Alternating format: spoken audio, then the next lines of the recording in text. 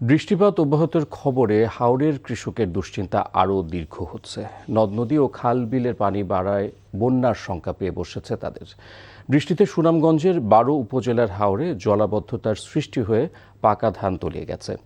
এদিকে নদ নদীর পানি বৃদ্ধি পাওয়ায় হাওরের বাঁধে চাপ সৃষ্টি হয়েছে। এরই মধ্যে সুনামগঞ্জের মধ্যনগরে এরনবিলের হাওর ও ঝিনারিয়া হাওরের বাঁধটি ভেঙে ফসলের ব্যাপক ক্ষয়ক্ষতি হয়েছে। অপরদিকে নেত্রকোনায় ভারী বর্ষণে নদ নদীর পানি বৃদ্ধি পেয়ে তলিয়ে গেছে বিভিন্ন হাওরাঞ্চলের বোরো ধান। দ্রুত কাঁচা পাকা ধান কেটে নেয়ার চেষ্টা করছেন স্থানীয় কৃষকরা। এদিকে মৌলভীবাজারের হাওরে মাঠের পাকা বোরো ধান কেটে ঘরে তোলার আগেই পাহাড়ি ঢলে পানির নিচে তলিয়ে গেছে। চোখের সামনে একমাত্র ফসল হারিয়ে নিঃস্ব হয়ে পড়েছেন হাওর পাড়ের মানুষ। হাওরের পরিস্থিতি জানাতে সুনামগঞ্জ থেকে সরাসরি যুক্ত হচ্ছেন স্টাফ করেসপন্ডেন্ট দেওয়ান গিয়াস চৌধুরী। গিয়াস, আজকের হাওরের কি তথ্য আছে আপনার কাছে, আর তলিয়ে যাওয়া ধানের কি অবস্থা?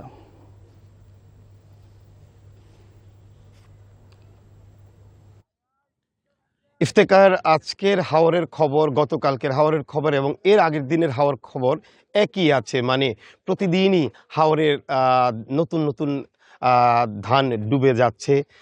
কৃষক খুবই হতাশ হয়ে পড়েছেন। হাওর এলাকায় এখন মূলত হাহাকার চলছে। এখন আমরা গতকালকেও জানিয়েছিলাম যে হাওরে কৃষকরা খুব একটা আসছেন না, নিজেদের ধান কেটে নিচ্ছেন না, কারণ যতই সময় যাচ্ছে পানি নিচে তলিয়ে যাচ্ছে। যে ধান তারা কেটে নেবেন, সেই ধান যে শুকাবেন, মাড়াই করবেন, সেই অবস্থাও এখন হাওরে নেই। আমি যদি আপনাদেরকে দেখাই যে এই জায়গাটিতে আমি দাঁড়িয়ে আছি, এটি হচ্ছে সুনামগঞ্জের দেখার হাওর, এবং এই দেখার হাওরের আমি একদম উঁচু জায়গায় আছি, এবং এই উঁচু জায়গার যদি আপনাদেরকে আমি ধানের অবস্থা দেখাই, আমি যে পাশটাতে আছি, যে সাদা অংশ, এইখানেও ধান আছে, এবং ধান কয়েক ফুট নিচে এখনও আছে, এবং এর ঠিক যে উঁচু জায়গা, সেই উঁচু জায়গার যে ধান আছে, সেই ধানও পানি নিচে তলিয়ে যাচ্ছে। তো সময় যতই যাচ্ছে সুনামগঞ্জের যে কৃষকের সোনাল ফসল, সেই ফসল পানি নিচে তলিয়ে যাচ্ছে। কৃষক হতাশ হয়ে দেখা ছাড়া তাদের আর কোনো কিছু করার নেই। তারা একদম অসহায় হয়ে পড়েছেন, ভেঙে পড়েছেন, কারণ গত এক সপ্তাহ আগে যেই ধান তারা উচ্চ শ্রমিক মূল্য দিয়ে যে ধান কেটে এনেছিল, সেই ধানও এখন শুকাতে পারছে না, সেই ধানও খলায় পচে নষ্ট হয়ে যাচ্ছে, এবং বেশিরভাগ ধানেই চারা গজিয়ে গেছে।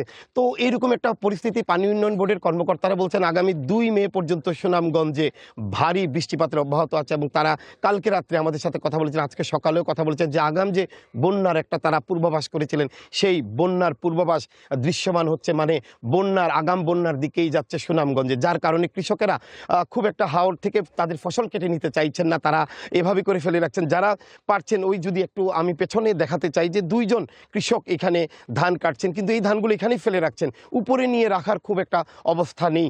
তো এরকম একটা পরিস্থিতির মধ্যে দিয়ে যাচ্ছে। যতই সময় গড়াচ্ছে ততই হাওরের হাহাকার যেন আরও বেশি ভারী হচ্ছে, আরও বেশি দৃশ্যমান হচ্ছে। আমরা গতকালকে দেখেছি, এবং সুনামগঞ্জের যে সংসদ সদস্যরা আছেন তারা এসে জানিয়েছেন যে প্রধানমন্ত্রী সুনামগঞ্জের কৃষকদের জন্য 3 মাস তাদের সাথে সহায়তা করার যে আশ্বাস দিয়েছেন, সেই আশ্বাসে কিছুটা তাদের মনে স্বস্তি এসেছে। তবে তারা যেটা বলছেন, তারা যে সোনার ধান লাগিয়েছিলেন, তারা খরচ করেছিলেন, এই টাকাটা হয়তো উঠবে না, কিন্তু যদি সরকার তাদের পাশে থাকে, তারা দাবি করছিলেন এই অবস্থায় যেন সরকার তাদের পাশে দাঁড়ায়। তো সরকার, মাননীয় প্রধানমন্ত্রীর যে ঘোষণা, সেই ঘোষণা কিছুটা স্বস্তি এসেছে জনগণের মনে বা কৃষকের মনে, তবে সেটা যেন তাদের কাছ পর্যন্ত পৌঁছায়, তারা এমনটা বলছেন। তো এই ছিল আমার কাছে সুনামগঞ্জের হাওরের খবর। জানছিলাম সুনামগঞ্জের হাওর অঞ্চলের খবর।